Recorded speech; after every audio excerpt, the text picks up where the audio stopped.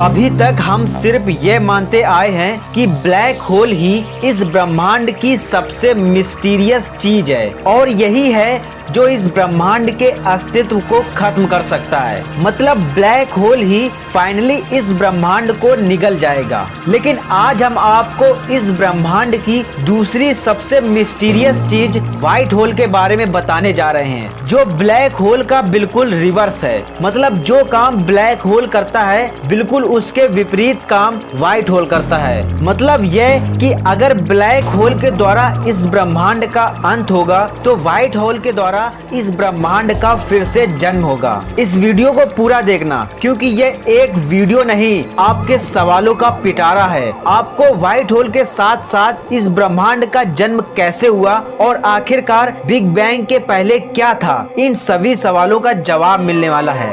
White hole इस ब्रह्मांड की एक ऐसी चीज है जो पूरी तरह से ब्लैक होल से रिलेट करती है। इसीलिए अगर किसी कॉइन का एक पहलू व्हाइट होल है तो ऑफिशियली दूसरा पहलू ब्लैक होल ही होगा। इसीलिए व्हाइट होल को समझने से पहले हमें ब्लैक होल को समझना बेहद जरूरी है। दैट बीइंग द केस, मैं आपको रिकमेंड करूंगा कि ब्लैक होल का ये वीडियो आप जरूर देखें। लिंक आपको डिस्क्रिप्शन में मिल जाएगी। ब्लैक होल की बेसिक्स जानकारी यह है कि जब किसी स्टार यानी तारे की डेथ होती है तब उसमें होने वाला न्यूक्लियर फ्यूजन का प्रोसेस खत्म हो जाता है, जिससे वह एनर्जी को क्रिएट नहीं कर पाता और उसका सारा प्रकाश खत्म हो जाता है और वह अपनी ही ग्रेविटी के चलते कोलैप्स होने लगता है और कोलैप्स होते होते अपनी आखिरी लिमिट तक पहुंच जाता है, जिसे हम पॉइंट ऑफ सिंगुलैरिटी कहते हैं। और अब वह तारा एक ब्लैक होल बन चुका है।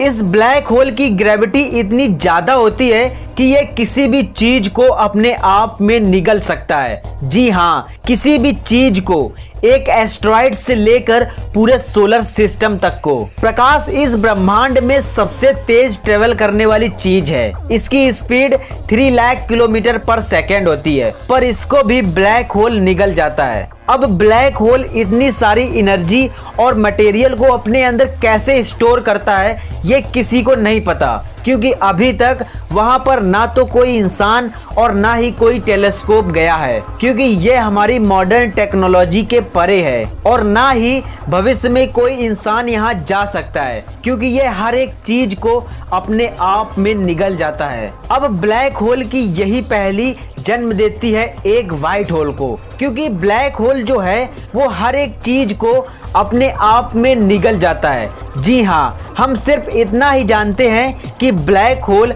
हर एक चीज को निगल जाता है। इसके बाद वो उस एनर्जी और मटेरियल का क्या करता है ये हम नहीं जानते, लेकिन हम गेस कर सकते हैं कि या तो वो इसे अपने अंदर ही किसी फॉर्म में सारे मटेरियल को रख लेता है, या तो वो इस एनर्जी और मटेरियल को किसी दूसरे आयाम की दुनिया या दूसरे यूनिवर्स में फेंक देता है। मैंने आपको बताया था कि व्हाइट होल ब्लैक होल का रिवर्स है। जैसे ब्लैक होल जो है वो चीजों को सिर्फ निगलता है, उसके इवेंट होराइजन में आ जाने वाली चीज उसमें समा ही जाएगी, कभी उससे बचकर बाहर नहीं निकल सकती। पर व्हाइट होल जो है उसके अंदर से सिर्फ चीजें बाहर निकलती हैं, कभी भी उसके अंदर नहीं जा सकती।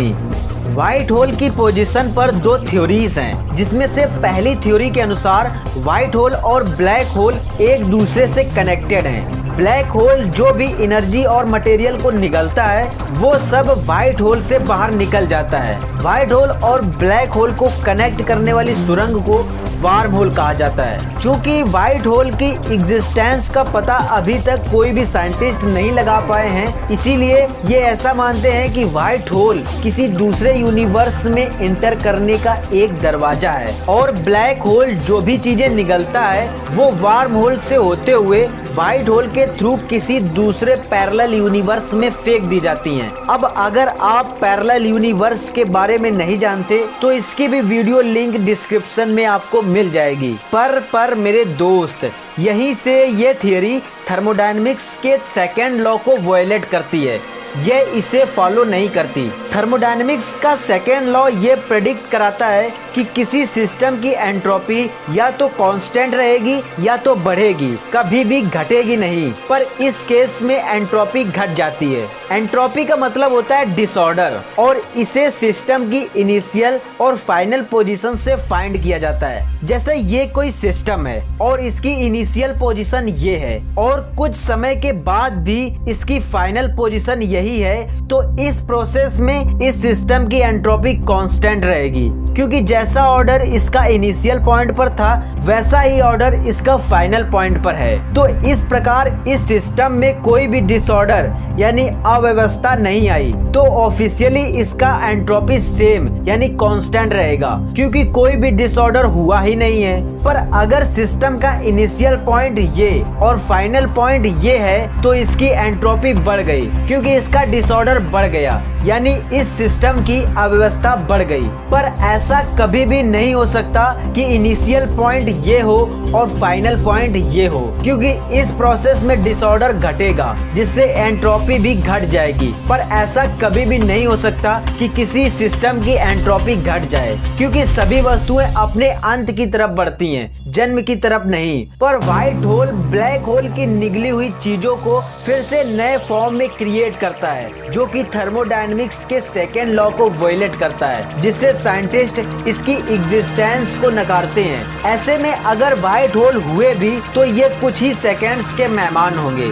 अब आप कह रहे होंगे कि यार अगर साइंटिस्ट व्हाइट होल की एग्जिस्टेंस को नकारते हैं तो आप इसे क्यों बता रहे हो? तो मैं आपको बता दूं कि महान वैज्ञानिक सर अल्बर्ट आइंस्टीन और स्टीफन हॉकिंग ये कहते हैं कि व्हाइट होल एग्जिस्ट कर सकते हैं, पर ये बहुत ही कम समय के लिए होंगे। आइंस्टीन की जनरल थियरी ऑफ रिलेटिविटी से ये प्रेडिक्ट हो चुका है कि कोई भी चीज समय के साथ पास्ट या फ्यूचर में चेंज हो चुकी है या हो सकती है। और स्टीफन हॉकिंग की हॉकिंग रेडिएशन थ्योरी से ब्लैक होल रेडिएशन को एमिट करते रहते हैं, जिससे एक समय ऐसा भी होगा जब ब्लैक होल का भी अंत होगा और ये निगले हुए सारे मटेरियल को बाहर फेंक देगा, जिसे हम व्हाइट होल कहेंगे। लेकिन यह बहुत कम समय के लिए होगा, क्योंकि ब्लैक होल का मटेरियल उसके सिंगुलैरिटी पॉइंट पर होता है, और जब इसका अंत होता है तब सिंगुलैरिटी पॉइंट का एक्सप्लोजन होता है और सारा मटेरियल बिखर जाता है। आपको ये पता है कि किसी भी चीज का अस्तित्व तब तक रहता है जब तक उसमें एनर्जी होती है, क्योंकि व्हाइट होल बहुत तेजी से एनर्जी को बाहर निकाल देते हैं, जिससे थोड़े ही समय में उनका अस्तित्व भी खत्म हो जाता है। इस थियरी में बिग बैंग थियरी भी इन्वॉल्व होती है, जिससे हम ये कह सकते हैं कि बिग बैंग के पहले भी ऐसा ही हुआ होगा।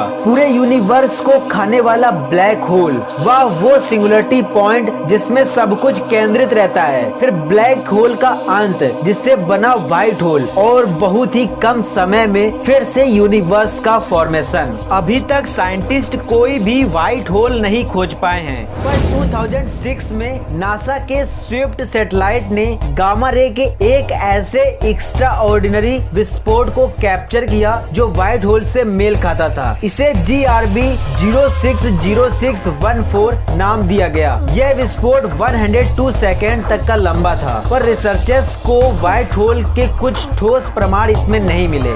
ये वीडियो आपको कैसा लगा हमें कमेंट में जरूर बताएं। वीडियो को लाइक करें अगर आपको वीडियो अच्छा लगा हो, शेयर करें अपने उन दोस्तों को जो ऐसे ही इंफॉर्मेटिव वीडियोस देखना पसंद करते हैं। साथ ही सब्सक्राइब कर लें इस चैनल को नॉलेज बेस्ड वीडियोस देखने के लिए। बहुत सारा ध्यान रखें अपना। Good bye.